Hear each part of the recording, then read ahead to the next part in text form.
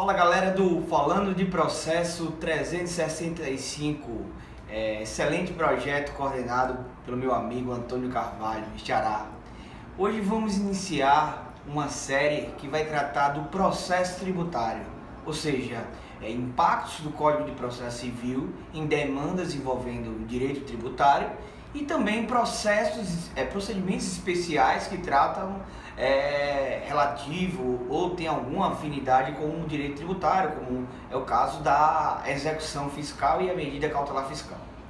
O tema de hoje é um tema que está sendo objeto de muita polêmica, que é a aplicação do incidente de desconsideração da personalidade jurídica na execução fiscal.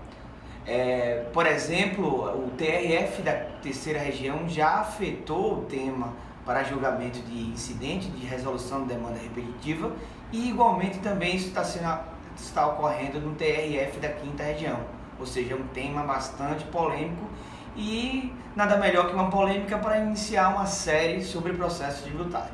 Pois bem, o primeiro ponto que devemos observar quando vamos analisar essa questão é que o Código de Processo Civil, no artigo 7º, ele consagrou lá no título de normas fundamentais o princípio do contraditório efetivo como um pilar. E esse incidente de desconsideração da personalidade jurídica nada mais é do que uma concretização normativa desse princípio. Ou seja, ele visa garantir um contraditório em casos em que o terceiro é chamado para responder pelo débito que não fez parte originalmente da relação jurídica, no caso aqui a relação tributária. E aí daí surge uma segunda questão.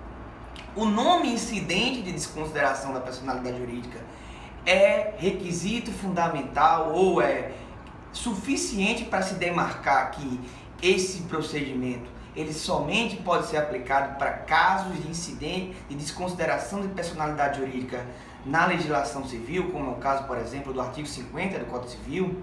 Eu penso que não. Primeiro ponto, primeira hipótese que afasta essa minha conclusão é que, se assim fosse, o artigo 134, parágrafo 4º do Código de Processo Civil não teria tratado de pressupostos legais específicos como um requisito para o pedido de instauração do incidente de desconsideração. O que eu quero dizer com isso? Eu quero dizer que o CPC se preocupou tão somente por estabelecer um procedimento para que houvesse a efetivação do contraditório. A hipótese ou não de responsabilização ou de desconsideração deveria ficar a cargo da legislação material de cada ramo do direito. Por exemplo, temos o Código Civil no artigo 50, temos o CDC, temos na área do direito concorrencial hipótese de responsabilização, temos na área do direito ambiental hipótese de responsabilização, temos na área do direito aduaneiro hipótese de responsabilização e também temos na área do direito tributário regras de responsabilidade que está no Código Tributário Nacional desde 1966. Pois bem, com isso eu quero dizer que o nome incidente de desconsideração da personalidade jurídica talvez não tenha sido adequado.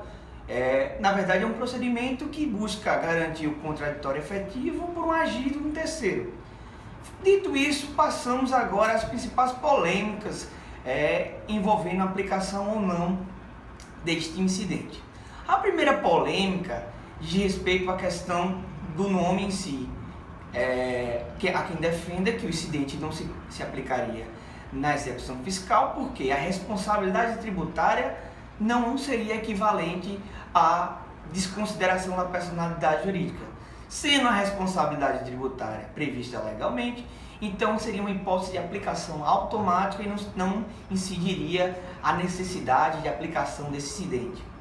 Eu penso que este argumento não merece prosperar porque, em que pese a responsabilidade tributária não ser ter uma estrutura normativa igual ou idêntica da desconsideração, trata-se ali na responsabilidade tributária de hipóteses legalmente previstas em que vinculam um terceiro a uma relação jurídica que originalmente ele não fez parte. Então, se você for olhar pragmaticamente, temos uma situação bastante semelhante com a desconsideração da personalidade jurídica. Ora, na desconsideração, o terceiro, no caso o sócio, é levado a assumir, é levado a romper aquele bloqueio, aquela proteção patrimonial da pessoa jurídica para responder sobre aquela dívida em razão de atos por ele praticados e definidos na legislação. Dito isso, não vejo sentido em restringir a aplicação desse incidente para as hipóteses de tão somente de desconsideração da personalidade jurídica. Um outro ponto que reforça essa minha tese é a questão de que no direito tributário, sobretudo no Código Tributário Nacional, a partir do 134 do Código Tributário Nacional, é definida um rol de hipóteses de responsabilidade tributária. Nesse rol você vai constar responsabilidade de terceiros relacionada aos sócios, administradores, e também responsabilidades por infrações e outros tipos de responsabilidade. Esse rol ele permite a introdução, a imputação da responsabilidade tanto em momentos contemporâneos ao surgimento do fato gerador, da hipótese normativa de incidência do tributo, como em momento posterior. Um exemplo de um momento concomitante é quando aquele sócio gestor ele age com infração ao contrato social ou à lei e promove uma fraude tributária ou não medidas tendentes a evitar o recolhimento de tributo de modo doloso. De modo diverso, há hipótese de responsabilização que decorre de sucessão, ou seja, pode ocorrer em momento posterior ao fato gerador e até a própria constituição do crédito tributário. Dito isso, é importante observar que no sistema do direito tributário é permitido que o auditor fiscal, que é a autoridade administrativa, no momento do lançamento, desde já impute ou indique que aquele terceiro ele tem responsabilidade tributária com um débito e, portanto, porque praticou determinada ação, determinado fato descrito na hipótese normativa, e momento que ele terá a oportunidade de apresentar impugnação administrativa e se defender daquilo.